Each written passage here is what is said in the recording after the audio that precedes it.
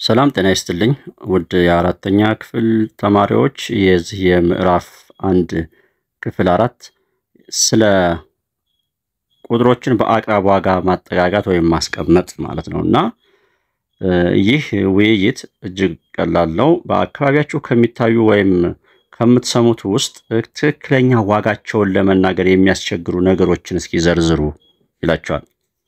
በትክክል ይሄ ነው ዋጋው ብላችሁ ማለት የምትቸገሩት ነገር ከዛ ምንድነው የሚለው የአየር ትንበያ ለምሳሌ የሙቀት መጠን የህዝብ ብዛት እና የመሳሰሉት ነገሮችን ትክክለኛ ዋጋቸውን ለማስቀመጥ ስለሚያስቸግሩ በግምታዊ ወይም አቅራብ ዋጋዎች ይገለጻሉ። ለምሳሌ አሁን በትክክለኛ ዘመናዊ መሳሪያ እስካለካ ነው ድረስ የአየር አሁን ሙቀቱ ምን ያክል እንደሆነ ስንት ዲግሪ ሴልሺየስ እንደሆነ በየአካባቢያችን ማለት ነው ለመናገር ትክክለኛውን አናውቅም። እንደዚሁም የህዝብ ብዛት ዛሬ አለ የምንለው የህዝብ መጠን በተለያየ ምክንያት ወደ ቦታ ሊንቀሳቀስ ይችላል ወይንም ደግሞ በሞት ሊለይ ይችላል ወይንም ደግሞ ውልደት ሊኖር ይችላል እና አቅራቡን አካባቢውን ይሄን ያክል የህዝብ ብዛት አለ አካባቢ ብለን እንናገራለን ነው። በትክክል መናገር አንችልም እና አቅራብ ነው።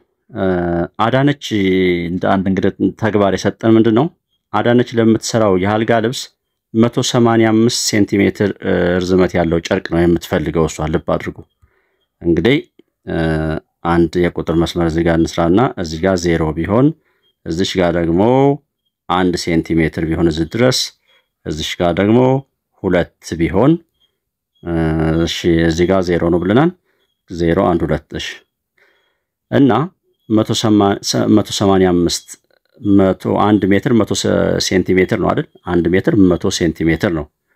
ሁለቱ ደግሞ 200 ነው እና ከዚህ ከ0 ተነስተን እዚህ ድረስ 200 ነው ማለት ነው።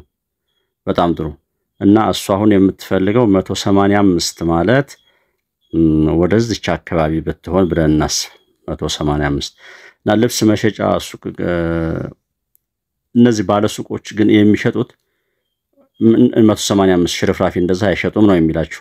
ወይ 100 ሴንቲሜትር ነው የሚሸጡላችሁ ወይ ደግሞ 200 ሴንቲሜትር ነው የሚሸጡላችሁ በመቶ ማለት ነው። እና አሁን አዳነች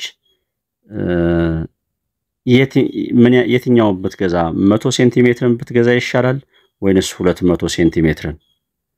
ለ185 የተሻለ የሚሆነው እና 100 ብትገዛ እዚህ ጋር ሊቆረጥ ነው ማለት ነው። አሁን ልብ አድርጉ የሚጎለውን አስቡት። ከዚህ ጀምረን እዚህ ድረስ መሄድና እዚህ 185 ደግሞ እዚህ አካባቢ ነች ብለን ከዚህ ጀምሮን እዚህ ድረስ ያለው ልዩነት ስታዩት ይቺ ትንሽ ነች ማለት ነው። ይቺ ቅርብ ነች። ሁለት ገስታ ይቺ ብትተርፋት ይሻላታል እንጂ እዚህ አንድ ሜትር ወይም 100 ሴንቲሜትር ማለት ነው በሴንቲሜትር ስንገልጸው ይሄንን ገስታ ይሄ ሁሉ ከሚጎል ይችን ገስታ ብትተርፍ ይሻላል ነው። አቅራብ ማለት እንዲህ ማለት ነው እንግዲህ ለተጠጋው ነገር ጠጋ ማድረግ ነው። አሁን የሚከተሉትን ቁጥሮች ለየትኛው የ10 ቤት እንደሚቀርብ እናይ ነው። እንግዲህ የ10 ቤት ማለት ቁጥር እንግዲህ ለምሳሌ እዚህ ጋር እንደዚህ የሚባል ቁጥር አለ 427 ይህ የ1 ቤት ይባላል። ይህ የ10 ቤት ይባላል። ይህ የ100 ቤት ይባላል። በጣም ጥሩ። አሁን የ10 ቤት 18 እነዚህ ተመልከቱ። ዝም ብላችሁ ስታስቡት 18 አሁን 18 የ1 ቤት 8 ነው የ10 ቤት 1 ነው። እሱ ላይ እናርፍና 18 የ10 ቤት ብዜት ነው የተባለው ወይም አቅራብ አይደለ? ስለዚህ 10 ቤት ላይ እናርፍና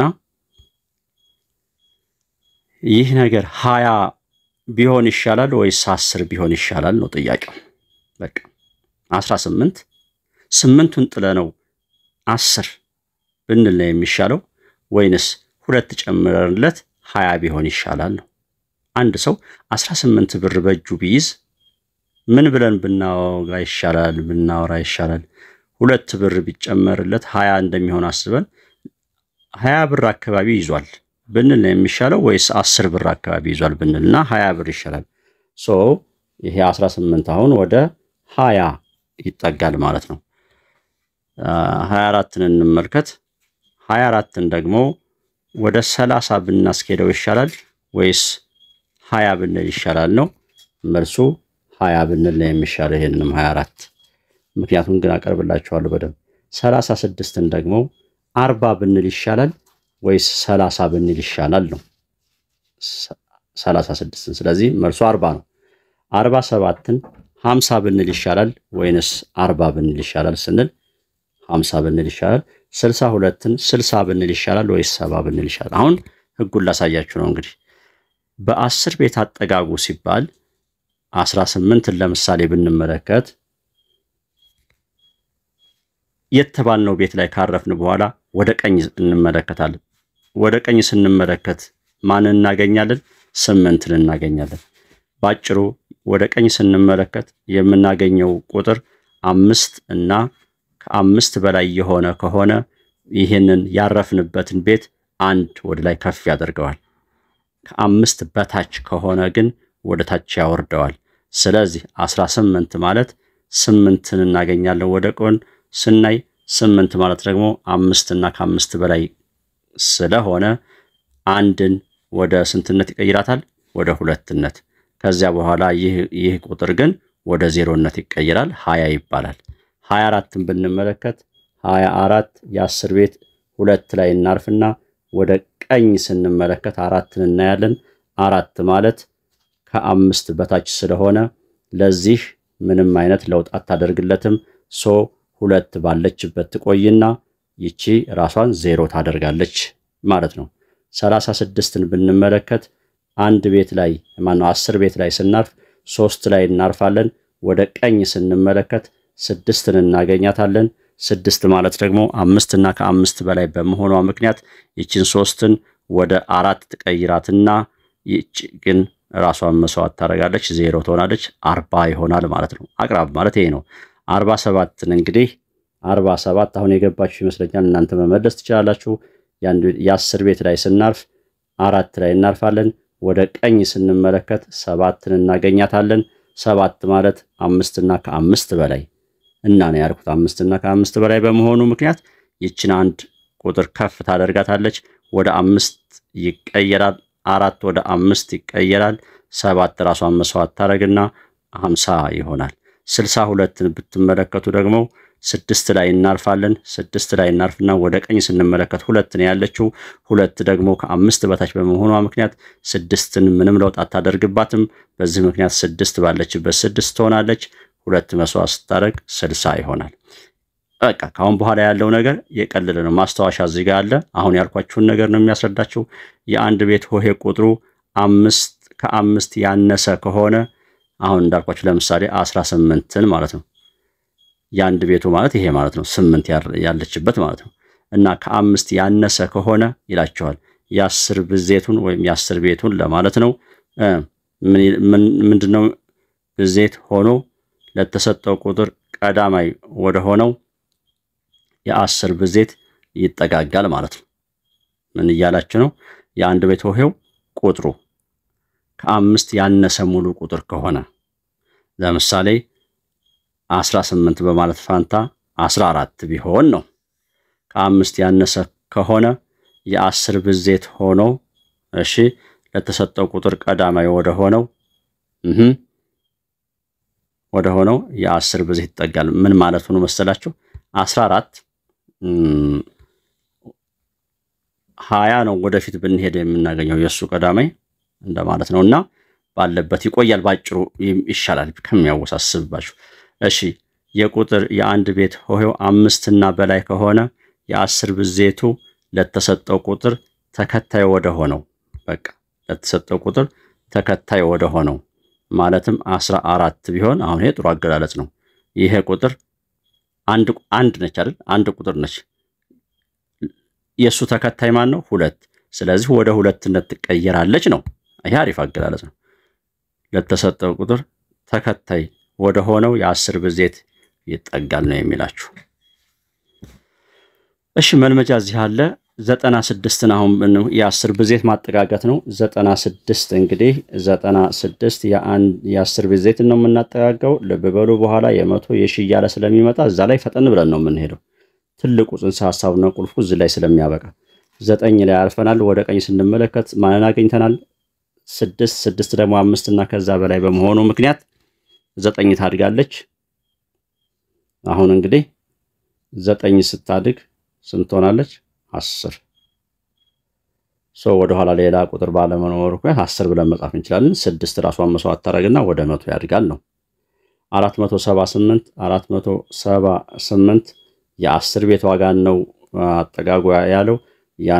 የ10 ቤት ዋጋ 7 ላይ እናርፋለን። ወደ ጎን ስንመለከት 8ን እናያለን፣ ወደ ቀኝ ማለት ነው። 8 ደግሞ ይችን 7ን የማሳደግ አቅም አላት። 48 ትሆንና ይሄ መስዋዕት 8 መስዋዕት 480 ይሆንልናል። በጣም ጥሩ። 307ን ስናይ 307 ማለት የ10 ቤት 0 ላይ እናርፋለን። ወደዚህ ስንመለከት 7 ይሆናል። 7 ደግሞ የ5 እና ከ5 በላይ በመሆኑ ምክንያት ይችን ወደ 1 ትቀይረዋለች። 3 0 ደግሞ 1 ትሆናለች። 310 ይሆናል። እሺ በመቀጠል 26417 በጣም ጥሩ። የ10 ቤትን ነው እንድናሳድግ አንድ ላይ እናርፋለን። ወደ ጎን ስንመለከት 7 ስላለች 7 5 ከዛ በላይ ሆና ይቺ 2 ወደ ስንት ታድጋለች? ይቺ 1 ማለት ነው ወደ 2። ስለዚህ 26 4 ይሄ እንዳለ ይሆንና 10 ቤት ላይ ነው ጨዋታው። ወደ 2 ታድግና ይቺ 0 ትሆናለች። የመጨረሻ 21003 አንድ ቤት የ10 ቤት 0 ላይ እናርፋለን።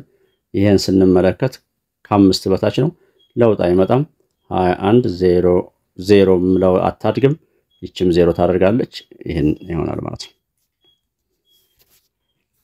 ካም በኋላ የምናብራራው ነገር የለም፣ መስራት ብቻ ነው። አሁን ደግሞ የ100 ቤት ነው። በቀጥታ ወደ መልመጃው ልሄድ። የ100 ቤት ላይ የምናርፍበትን ቦታ ነው የ100 ቤት ማስታወሻ እዚህ ላይ ምን ይላል? የ100 ቤት ብዜትን ለማጠጋጋት የ10 ቤት ዋጋው የስ 5 እና ከ5 የሚያንስ ከሆነ ቁጥሩ ቀዳማዊ ወደ ሆነ የ100 ብዜት። በጣም ጥሩ። እንምጣ መልመጃ ላይ ቀጥታ ያውና 587 በ100 ቤት አጠጋጉ ነው ያለን አይደለ? የአንድ ቤት የ10 ቤት የ100 ቤት 5 ላይ እናርፋለን ማለት ነው። 5 ላይ እናርፍና ወደ ቀኝ ስንመለከት 8ን እናያታለን። 8 ደግሞ 5 እና ከ5 በላይ በመሆኗ ምክንያት ይችን 5ን ወደ 6 ትቀይራታለች። 6 ሆነች ማለት ነው። ከዛ ሌሎቹ 0 0 ይሆናሉ። ከተቀየረች በኋላ ይሄ ማጠጋጋት ስራ ከተቀየረች በኋላ ሌሎቹ 0 0 ነው የሚሆኑት በሙሉ። እንቀጥል። ለላይ ብንመጣ 819 የት ላይ አርፋለሁ? 8 ላይ። የ100 ቤት 8 ላይ። ወደ ጎን ስመለከት ይቺ 1 ከ5 በታች በመሆኗ ምክንያት ፋይዳ የላትም። 8 ባለችበት ትኖራለች። ሌሎቹ 0 0። እሺ ሐመርሃ ላይ 8320 የአንድ ቤት የ10 ቤት የ100 ቤት 3 ላይ አርፋለሁ። 3 ላይ አርፍና ወደ ቀኝ ስመለከት 2 ነው፣ ፋይዳ የለውም። 8 3 አትቀየርም። ሌሎቹ 0 0 ይሆናሉ። መላይ 36157 ስንት ላይ አርፋለሁ? 1 ላይ። 1 ላይ ሳርፍ ወደ ጎን ስመለከት 5 አለችኝ። ስለዚህ 36 ይቺ 1 ወደ ስንት ታርጋለች? ወደ 2 ታርግና ሌሎቹ 0 0። እሺ 214057 አንድ ቤት የ100 ቤት ማን ላይ አርፋለሁ? 0 ላይ አርፋለሁ። ስለዚህ ወደ ቀኝ ስመለከት ይቺ ነች። 21 4 ይቺ ወደ 1 ታድጋለች። ይቺ 5 እና ከ5 በላይ በመሆኗ ምክንያት ይቺ ወደ 1 ካደገች በኋላ ይቺ ወደ 1 ካደገች በኋላ ሌሎቹ 0 0 ይሆናሉ። ታንክ ዩ። የሺ ቤት በቃ ይበቃችኋል። ከዚህ በኋላ ቤቱን ነው እንጂ የሚቀይረው የሺ ቤትንም እንደዛው መሄድ ትችላላችሁ ማለት ነው። ያውና አንድ ብቻ ለስራ ሐመር ውሃ ላይ እስኪ ዝም ማን ላይ እስኪ የተለየ አንድ ቤት ያስለጥኛት የሺ ቤት እሺ ለን ለስራ ለአሪፍ ነገር ታሳየናለች ለማለት እሺ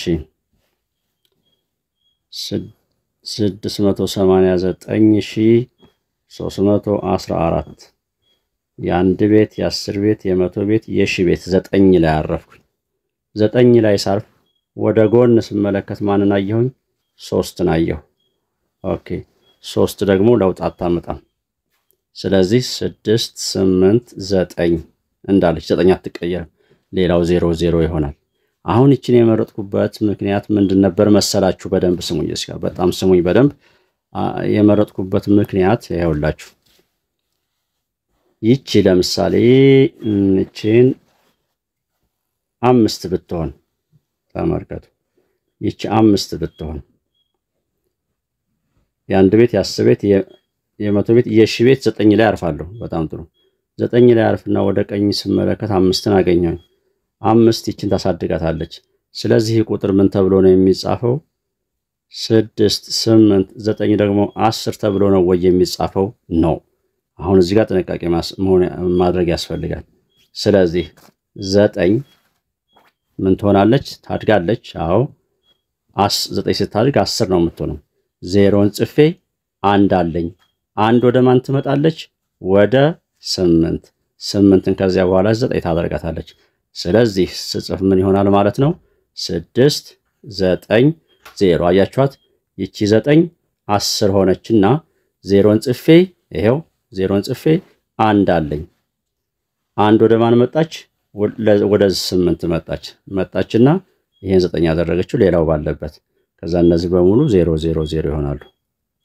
ይሆን ነበር ነገር ግን ይቺ አሁን ሐመሯን ነገር ግን ይቺ ለማለት ነው የሺ ቤት ላይ 9 ላይ ያረኩ ነገር ግን ወደ ቀኝ ስመለከት 3 ስለሆነ ምንም ለውጥ የለም ነው ማስተዋሻው ይሄን አሁን ያልኳችሁ ነገር የሚተነትነው መልመጃ እዚህ አለ የ10 ሺህ ቤትም እንደዛው ነው የምታርፉት የ10 ሺህ ቤት ላይ ነው ሌላ ምንም ለውጥ የለውም ህጎቹ እንዳሉ ናቸው 10 ሺህ ቤት ላይ ታርፋላችሁ ለምሳሌ አሁንም ለላይ ልምጣና ያን 764312 የ10 ሺህ ቤት የት ላይ ነው የአንድ ቤት የ10 ቤት የ100 ቤት የሺ ቤት የ10 ሺህ ቤት 6 ላይ አርፋለሁ ትላላችሁ 6 ላይ ታርፉና ወደ ጎን ስትመለከቱ 4 ነው ያለችው 4 ደግሞ ከ5 በታች በመሆኗ 6ን ምንም አይነት ለውጥ አታደርግላትም ስለዚህ 76 እንዳለ ይሆንና ሌላው በሙሉ 0 ስንት 0 1 2 3 4 0 ይሆናል በቃ የ100 ሺህ ቤትም እንደዛው ሶስተኛ ጥያቄ ምንድነው የሚለው የራሳችሁን 5 ባለ 4 ሆሄ ቁጥር በመዘርዘር ወደ 100 ቤት አጠጋቡ ራሳችሁ የሆነ ቁጥር ስጡና ማለት ነው የራሳችሁን 3 ባለ 5 ሆሄ ቁጥር ስጡና በመዘርዘር ወደ 1000 ቤት አጠጋቡ የራሳችሁ ይሄ ለምሳሌ 5 ባለ 4 ሆሄ አላችሁ አሁን እኔ አንድ ብቻ ልስጣችሁ 5 እየቀየራችሁ እንድትሰጡ ነው አንድ ብሰጣችሁ ባለ ስንት ሆሄ ነው ባለ 4 ለምሳሌ ይሄው ባለ 4 ሆሄ ሰጣችሁ ማን ነው የምታጠጋጉት የ100 ቤት የአንድ ቤት የ10 ቤት የ100 ቤት የ100 ቤት 2 ላይ አረፍኩኝ ወደ ጎን ስመለከት 7 ስለሆነች 4 2 ወደ 3 ታድጋለች 0 0 በቃ ይሄ እንዳያርጉ ነው የሚላችሁ እዚህ አራተኛው ደግሞ ባለ 5 ሆሄ እንድትሰጡ ነው እዚህ ደግሞ ባለ 6 ሆሄ እንድትሰጡ ነው የዛሬው ትምህርታችን እዚህ ላይ ያበቃል የምዕራፉ ማጠቃለያ መልመጃ አለላችሁ ውድ ተማሪዎች ይህ ከማሚ ማትስ ዩቲዩብ የሚቀርብላችሁ የሁል ጊዜ ምርጫችሁ ቤተሰቦችንም እጅግ እናመሰግናለሁ ሰብስክራይብ ያደረጋችሁ ቻው